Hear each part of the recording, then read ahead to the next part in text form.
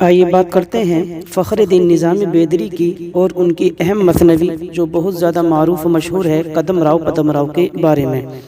مثنوی قدم راؤ پدم راؤ اردو زبان کی پہلی طبع ذات مثنوی ہے۔ مثنوی قدم راؤ پدم راؤ بہمنی دور کے پہلے شاعر فخر الدین نظامی بیدری کی لکھی ہوئی ہے، جن کا تخلص نظامی ہے۔ جمیل جالبی کے مطابق نظامی سلطان احمد شاہ بہمنی کے دور کے شاعر تھے اور انہوں نے بیدر میں سکونت پذیر ہوئے تھے۔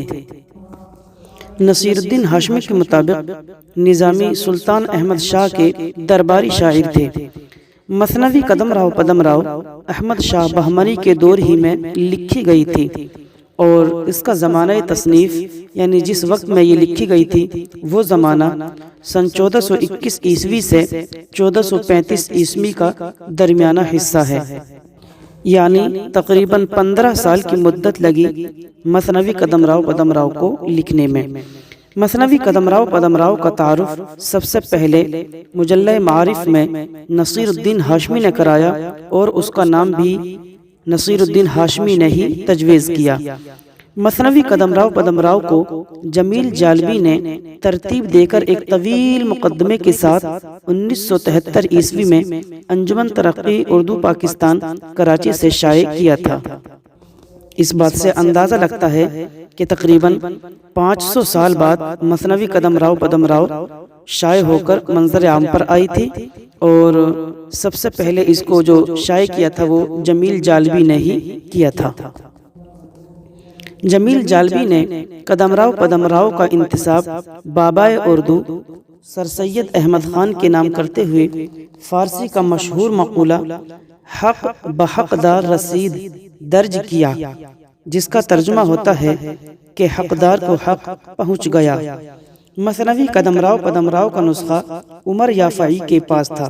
انہی سے لکھنے کے بعد جمیل جالبی نے اس کتاب کو اچھی طرح سے مرتب کیا اور شائع کر کے 1973 میں لوگوں تک پہنچایا۔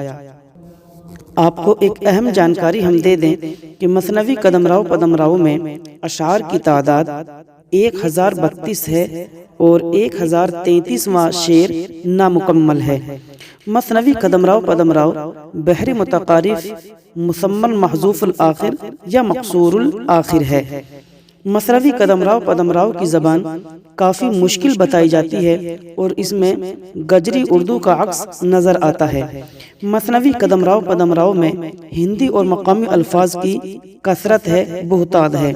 جمیل جالبی کہتے ہیں کہ قدم راؤ پدم راؤ کی اولیت کو تسلیم کیا جاتا ہے اور جمیل جالبی نے اسی کتاب یعنی مثنوی قدم راؤ پدم راؤ کے متعلق لکھا ہے کہ اس دور کی سب سے پہلی تصنیف جو اب تک دریافت ہوئی ہے فخر الدین نظامی کی قدم راؤ پدم راؤ ہے۔ مثنوی قدم راؤ پدم راؤ کے جو دو مرکزی کردار ہیں، جس میں کہ ایک کا نام قدم راؤ ہے اور دوسرے کا نام پدم راؤ ہے، انہی دونوں کے نام پر اس مثنوی کا نام رکھا گیا یعنی قدم راؤ پدم راؤ۔ اور ناظرین یہ بات یاد رہے کہ مثنوی قدم راؤ پدم راؤ کے تمام ہی عنوانات فارسی میں لکھے ہوئے ہیں۔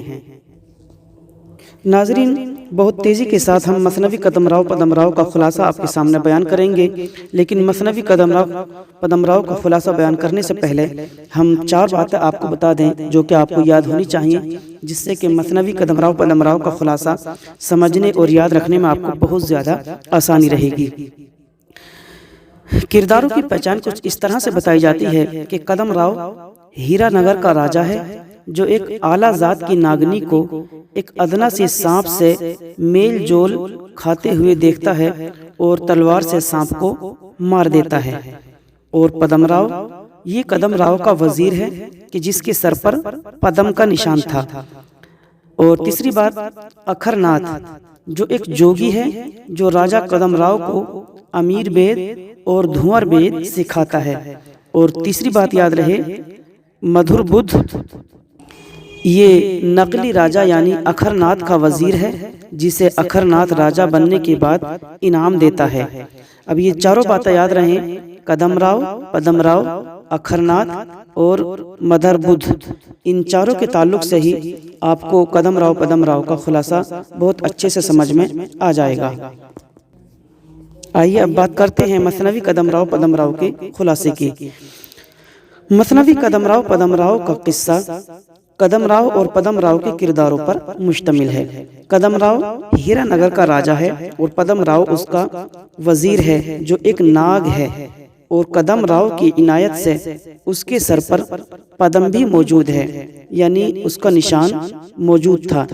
ایک دن کی بات ہے کہ کدم راؤ دیکھتا ہے کہ ایک اعلیٰ ذات کی ناگنی ایک ادنا سی سانپ کو کوڑیال سے یعنی میل جول کھاتا ہوا دیکھتا ہے۔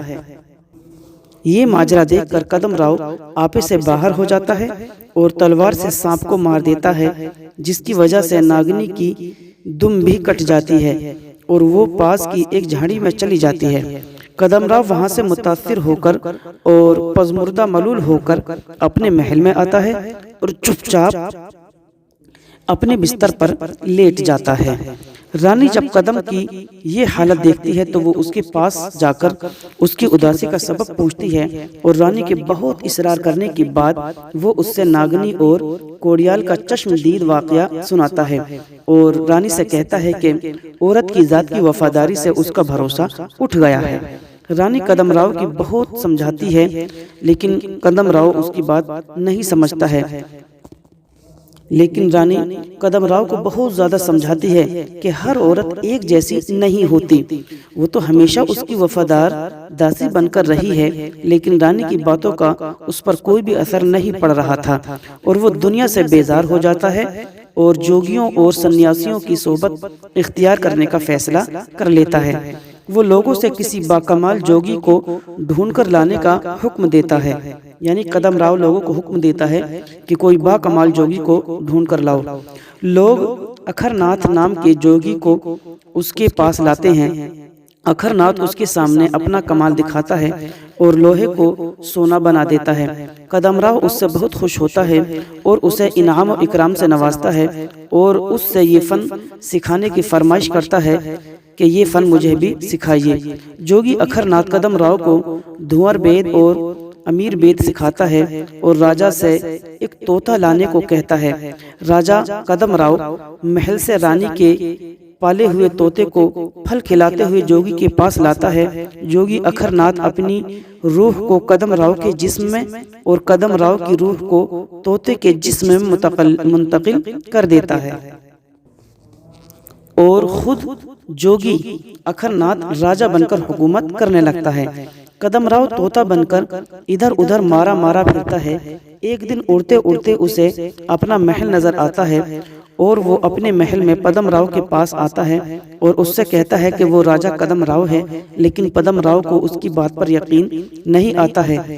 تب وہ اس سے ساری راز و نیاز کی باتیں بتاتا ہے جو صرف کدم راؤ اور پدم راؤ ہی کو معلوم ہوتی ہیں۔ یہ سن کر پدم راؤ اپنا فن کدم راؤ کے قدموں میں ڈال دیتا ہے اور دونوں آپس میں راز و نیاز کی باتیں کرتے ہیں۔ ایک رات جب اکھر ناتھ گہری نیند میں سو رہا ہوتا ہے تو پدم راؤ چپکے سے اس کے انگوٹھے میں ڈس لیتا ہے، جس کی وجہ سے اس کی موت ہو جاتی ہے۔ کدم راؤ امیر بید کی مدد سے پھر اپنے جسم میں اپنی روح منتقل کر لیتا ہے اور اپنے اصلی روپ میں آ کر اپنی حکومت سنبھال لیتا ہے۔ اسی خوشی میں 6 مہینے تک جشن منانے کا سلسلہ جاری رہتا ہے۔ ناظرین، یہ سارا خلاصہ تھا مثنوی کدم راؤ پدم راؤ کا۔ اس کے جو اصلی ہیرو اور کردار ہیں وہ آپ کو یاد رہنے چاہیے۔ کدم راؤ کون تھا، پدم راؤ کون تھا، اکھر ناتھ اور مدر بدھ کون تھا، ان سب کے نام اور ان کے بارے میں آپ کو معلوم